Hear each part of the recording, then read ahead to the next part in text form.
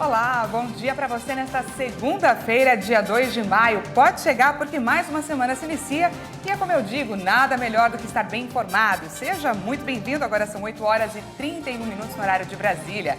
Nesta edição vamos falar sobre os atos do dia 1º de maio que aconteceram no Brasil e no mundo.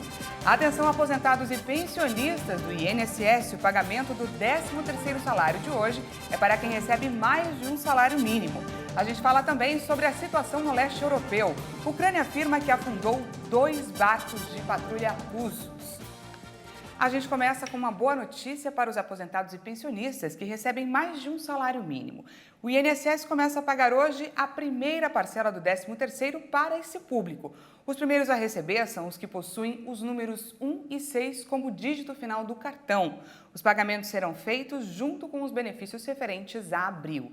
Também recebem nesta segunda os beneficiários que recebem o salário mínimo e possuem o 6 como número final do cartão de benefício. E atenção, a segunda parcela do 13º salário será liberada para estes grupos no dia 1º de junho.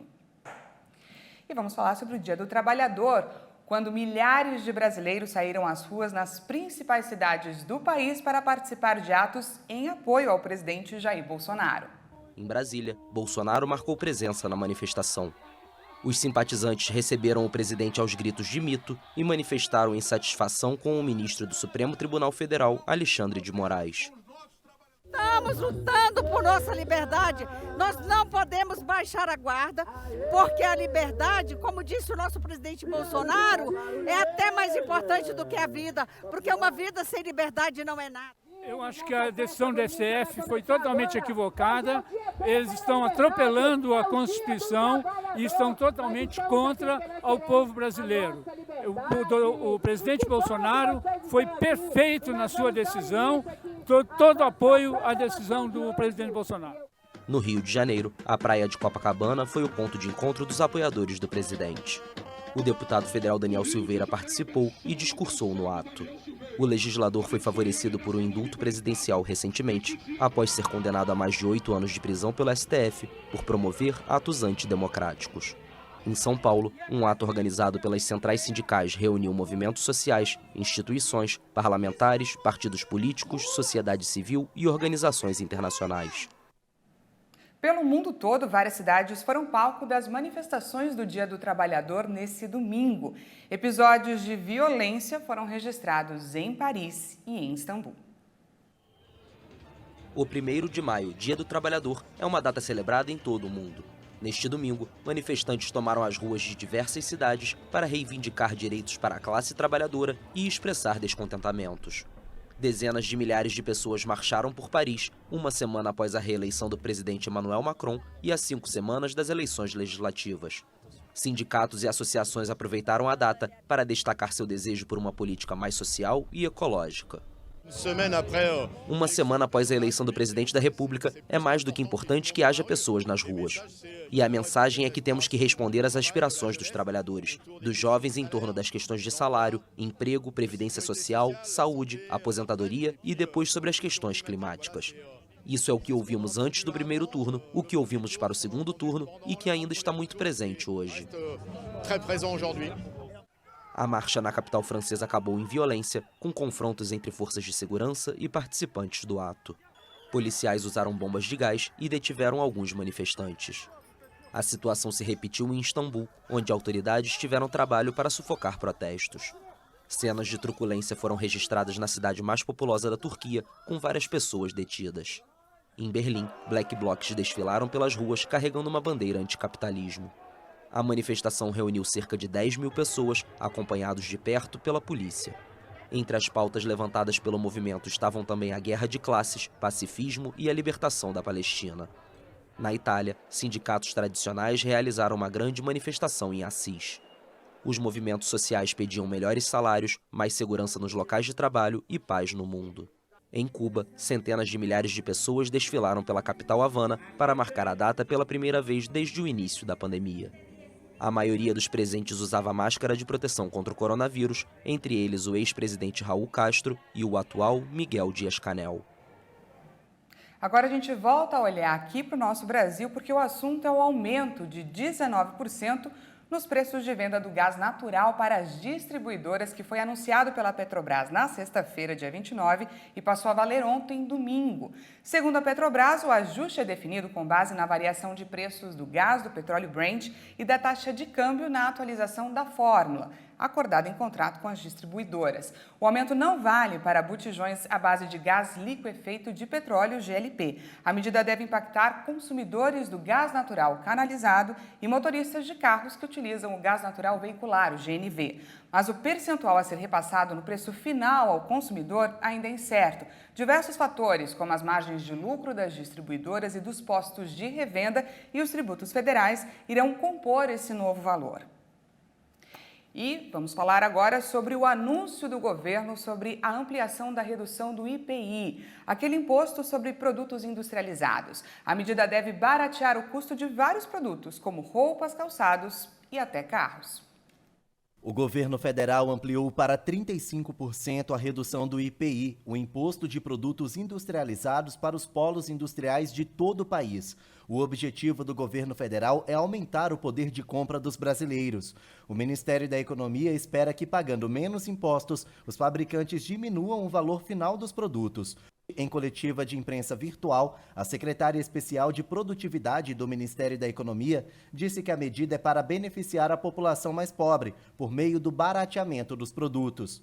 Com responsabilidade fiscal, nosso mantra é transferir esses dados de excesso de arrecadação, esse excesso de arrecadação de tributos para a sociedade. Continuaremos trabalhando e buscando soluções nessa direção. A medida de hoje tem um impacto muito positivo para a reindustrialização do Brasil. Na prática, com a fabricação da geladeira, as indústrias pagavam cerca de 20% de impostos. Agora vão pagar 13%. Para a fabricação do fogão, o imposto pago pelos empresários era de 10%. Agora é de 7%. A montagem de veículos, calçados, tecidos e brinquedos também teve reajuste nos impostos. A redução do IPI começou em fevereiro, quando o governo isentou 25% do imposto. O reajuste de 35% já está publicado no Diário Oficial da União. Para este economista, a medida é importante porque poderá compensar uma parte dos efeitos da guerra entre a Rússia e a Ucrânia. Vem num momento importante, uma medida contracíclica, para fazer frente a essas dificuldades, não tenha dúvida. Isso vai propiciar uma melhoria na competitividade desses produtos, inclusive no mercado internacional. No entanto, o que é para ser um incentivo financeiro para todo o país se tornou uma dor de cabeça para a Zona Franca de Manaus. É que a Zona Franca tem a isenção total dos produtos fabricados por lá desde a década de 1990. Agora que o restante do país tem a isenção parcial, as autoridades de Manaus estão com receio que as indústrias de lá migrem para outras cidades brasileiras. Com o decreto, os industriais veem mais vantagem em ir para outras cidades, como São Paulo e Rio de Janeiro, que dispõem de uma estrutura melhor. Essa migração afeta o emprego e a economia de Manaus. O governador do Amazonas, Wilson Lima, esteve com o presidente Jair Bolsonaro no Palácio do Planalto e pediu para que o presidente exclua os produtos fabricados na Zona Franca de Manaus desta isenção. A gente continua trabalhando para encontrar um caminho para que a gente possa construir a garantia da competitividade da Zona Franca de Manaus. E a gente continua nesse trabalho de construção. A gente está tratando de uma matéria que é eminentemente econômica, e aí o presidente, quando editou essa questão do IPI, ele pensou no Brasil como um todo. E aí, lá no estado do Amazonas, a gente está defendendo as questões do estado do Amazonas. E a nossa vinda aqui a Brasília tem sido para sensibilizar o presidente, mas principalmente o Ministério da Economia. Em resposta, o governo federal disse que a Zona Franca de Manaus não sofreu aumento de isenção do imposto, que permanece em 25%. No entanto, o governador do Amazonas não quer isenção nenhuma para o restante do país sobre os produtos feitos no Amazonas, porque a Zona Franca pode sofrer com a concorrência. Na próxima terça-feira, ele vai ter uma audiência de conciliação com o ministro da Economia, Paulo Guedes, no Supremo Tribunal Federal, que julga esse decreto do presidente. E agora a gente vai aprofundar nesse assunto, com relação a essa nova redução no IPI em 35%, conversando com Beatriz Finocchio, que é advogada especialista em direito tributário. Seja bem-vinda, Bia. Olá, bom dia a todos, muito obrigada. Você me vê e me ouve bem? Sim, perfeitamente. Então já vou para a minha primeira pergunta. Em uma tentativa, de estimular a economia, o governo entendeu que era preciso elevar mais uma vez o desconto dos 25% anunciados em fevereiro para agora 35%. Na prática, como isso vai funcionar? Como o cidadão será beneficiado? Perfeito. O cidadão, na verdade, ele vai ser beneficiado, em tese, no preço final da mercadoria que ele consome ou do produto industrializado. O IPI, ele é um imposto que a gente fala que ele é um imposto regressivo, ou seja, ele incide na cadeia da produção, justamente imposto sobre a propriedade, sobre o produto industrializado. Ou seja, ele vai incidir lá no preço final, na hora que o produtor precifica a mercadoria, está embutido o IPI. No momento que se tem a redução desse IPI, a gente reflete, obviamente, no preço de uma mercadoria. Entretanto, apesar do IPI ser reduzido, por ser um imposto regressivo, ele acaba impactando sempre de uma forma negativa no poder de compra do cidadão, já que ele incide lá na produção. Então, como eu digo, a gente chama de um imposto regressivo justamente porque ele é a mesma alíquota para cidadão que ganha 2 mil, um salário mínimo, como para aquele que ganha 10, 20 salários mínimos. Logo, ele é um imposto que precisa sim ser reduzido, dada a sua regressividade. Muito bacana.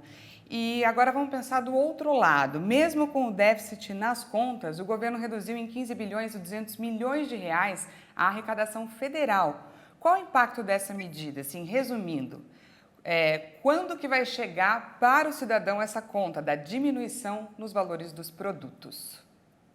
Perfeito. Conforme eu havia explicado na primeira resposta, como o IPI ele é regressivo e ele incide na produção, ele não é sozinho. A gente não pode colocar toda essa carga do preço de uma mercadoria em um único imposto, já que nós temos uma tributação extremamente complexa e uma alta carga tributária lá no serviço e na produção. Logo, claro que a redução do IPI ajuda, porém, ela não é o fator determinante para o preço da mercadoria. Em contrapartida, as contas públicas, elas precisam, claro, ser reajustadas e a gente precisa levar em consideração que nós estamos num pós-crise econômica ou ainda tentando se restabelecer com relação à crise causada pela pandemia da Covid-19. Logo, uma vez que a gente está tentando se restabelecer, o governo ainda precisa achar mais medidas para que o cidadão não seja tão impactado e tenha um equilíbrio na sua conta pública. Entretanto, é claro que nesse momento, quando a gente pensa na economia em si, a gente sabe que lá atrás a gente teve uma decisão, que era justamente o depois a gente pensa na economia, o depois chegou. Então, esse reequilíbrio nas contas públicas, ele não vai se dar do dia para a noite, até porque existem outros fatores externos, por exemplo, a guerra da Rússia com a Ucrânia, que fazem com que o governo precise incidir no IPI e não pense neste momento única e exclusivamente na sua arrecadação, e sim no bem comum da sociedade.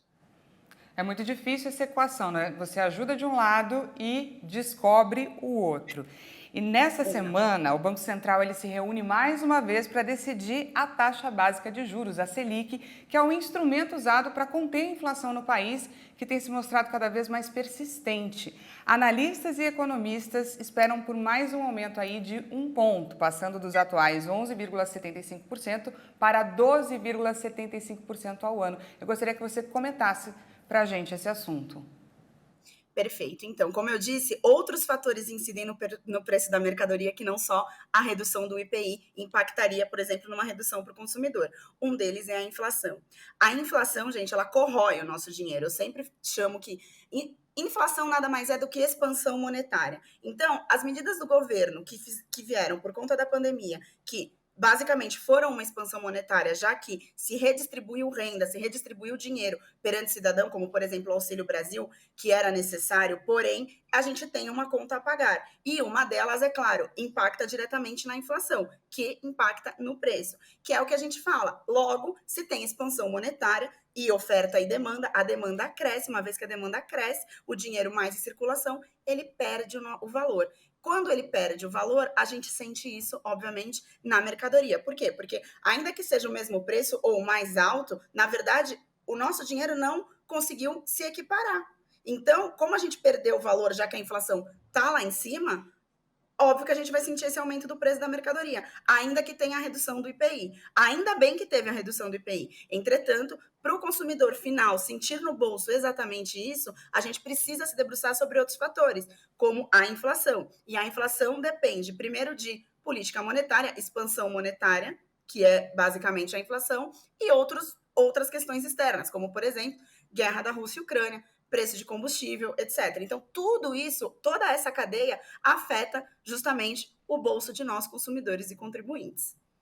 É o governo aí tentando lidar com a crise econômica que o Brasil atravessa e o mundo todo, né? Pandemia, guerra na Ucrânia. A gente conversou agora com a advogada especialista em direito tributário, Beatriz Finocchio. Muito obrigada, viu, pela sua participação. Obrigada a vocês, estamos à disposição sempre. Até uma próxima. Até. A gente vai para um rápido intervalo e na volta vamos atualizar os números da pandemia. E a gente fala também sobre a situação no leste europeu. Nós voltamos já.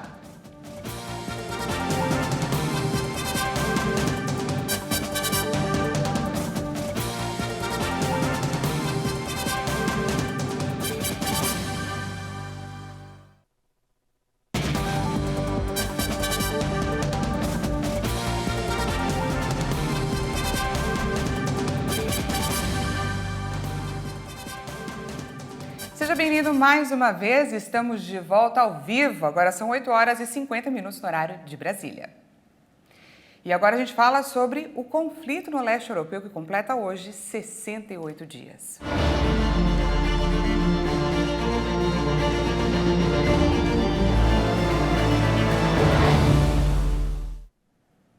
A Ucrânia afirmou nesta segunda-feira que seus drones afundaram 2 barcos de patrulha russos perto da Ilha da Cobra, no Mar Negro. Esses barcos podem transportar 3 tripulantes e 20 pessoas. Geralmente estão equipados com metralhadoras e são usados em operações de recolhimento ou desembarque. A pequena Ilha da Cobra se tornou um símbolo da resistência ucraniana depois que um grupo de guardas de fronteira do país rejeitou o ultimato de rendição apresentado pelo navio russo Moskva em meados de abril. Kiev chegou a afirmar na época que a embarcação foi atingida por mísseis ucranianos e Moscou informou que o acidente foi provocado por uma explosão a bordo.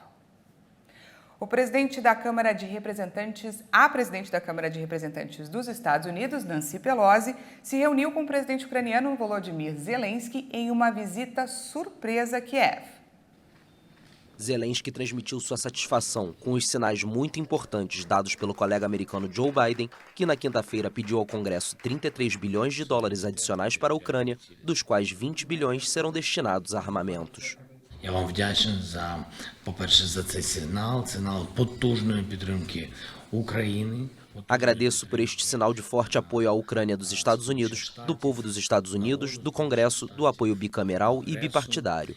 Eu, como presidente, nossa equipe e o povo da Ucrânia aprecio muito este gesto. Hoje, os Estados Unidos são o líder de forte apoio à Ucrânia durante a guerra contra a agressão da Federação Russa. Дійсно лідером потужної підтримки України в часи війни проти агресії Російської Федерації. Já na Polônia, após deixar a Ucrânia, Pelosi disse que a viagem fez com que ela entendesse melhor o que precisa ser feito para ajudar. Perguntada sobre uma possível retaliação de Moscou pelo apoio militar americano ao governo de Kiev, a democrata foi direta. Não se intimide por valentões. Se você for ameaçado, não pode recuar. Essa é a minha opinião sobre o assunto. Que estamos lá para a luta e você não pode se curvar para um valentão. A visita de Pelosi aconteceu uma semana depois que o chefe da diplomacia americana Antony Blinken e o secretário de Defesa Lloyd Austin viajaram para Kiev. Os civis presos na área industrial de Azovstal, último reduto de resistência ucraniana na cidade de Mariupol, já sob o controle russo, preocupam líderes mundiais. Mas neste domingo tivemos, enfim, uma boa notícia. Autoridades ucranianas e russas anunciaram a retirada de algumas pessoas da região. O presidente da Ucrânia, Volodymyr Zelensky, anunciou neste domingo que quase 100 civis foram retirados do complexo siderúrgico de Azovstal, reduto das últimas forças ucranianas na cidade portuária de Mariupol. O Ministério Russo da Defesa divulgou imagens de um comboio de veículos e ônibus deixando a região, todos com a letra Z, símbolo das forças russas no conflito, afirmando que 46 civis saíram do local no sábado em 2 grupos. De acordo com a ONU, uma operação de retirada foi coordenada com a Cruz Vermelha, tropas russas e as forças ucranianas, sem revelar mais detalhes. Os esforços anteriores para a retirada de civis haviam fracassado e as condições de vida na rede de túneis sob a siderúrgica foram descritas como brutais. O destino dos civis de Mariupol preocupa líderes mundiais. O assunto agora é a pandemia. Neste sábado, Xangai anunciou que não detectou novos casos diários de Covid fora das áreas de quarentena. Isso representa um marco em sua batalha para conter o vírus após um mês com milhões de habitantes em confinamento. E em Pequim, autoridades anunciaram que vão implantar medidas mais severas contra a Covid. A capital chinesa vive o surto mais grave da doença na China desde que o país detectou o vírus no fim de 2019. O anúncio veio no primeiro dia de um fim de semana prolongado pelo Dia do Trabalho, época que os chineses geralmente aproveitam para viajar. Para combater a variante Ômicron, as autoridades reforçaram a política Covid-0, com testes em larga escala e confinamentos quando são detectados os primeiros casos. As medidas rígidas provocaram desaceleração da economia do país e frustração crescente entre a população. Pequim anunciou que depois de 5 dias de recesso pelo feriado, o acesso ao espaço público vai ser limitado. A partir de 5 de maio, será obrigatório apresentar um teste negativo de Covid, feito na última semana para entrar em vários locais públicos e para utilizar os transportes públicos. Para atividades como eventos esportivos ou viagens em grupo, será necessário apresentar um exame de Covid de menos de 48 horas, além de um certificado de vacinação completo. E aqui no Brasil, a média móvel de mortes por Covid voltou a subir pela primeira vez desde fevereiro. Vamos dar uma olhada nos números da pandemia no país. O país confirmou 16 mortes por Covid-19 em 24 horas. Desde o início da pandemia, são contabilizados 663.513 óbitos pela doença. Também foram registrados 6.263 novos casos de Covid-19 em um dia. Ao todo, já são 30.454.000 diagnósticos confirmados. A média móvel de mortes está em 124 vítimas diárias. A curva apresenta tendência de alta, com uma variação de 24% em relação a 2 semanas. Isso porque, no sábado, o índice voltou a subir pela primeira vez desde 18 de fevereiro deste ano. A média de casos na última semana foi de 15.005 registros por dia. Os dados mostraram uma tendência de estabilidade, com uma redução de menos 2% em relação a 2 semanas. E vamos falar sobre a vacinação aqui no Brasil. O país já aplicou mais de 429.613.000 doses de vacinas contra a Covid. Vamos ao nosso vacinômetro. Segundo o Ministério da Saúde e as secretarias estaduais de saúde, a primeira dose foi aplicada em 83,16% da população, enquanto 76,88% dos brasileiros tomaram a segunda dose. E os que receberam a terceira dose ou a primeira dose de reforço chega a 41,36% dos brasileiros. Essa edição fica por aqui. Mais uma vez, muito obrigada pela sua companhia. Às 10 horas, Patrícia Velenic chega com mais informações e à 1 da tarde, não se esqueça, eu e ela esperamos por você. Até lá!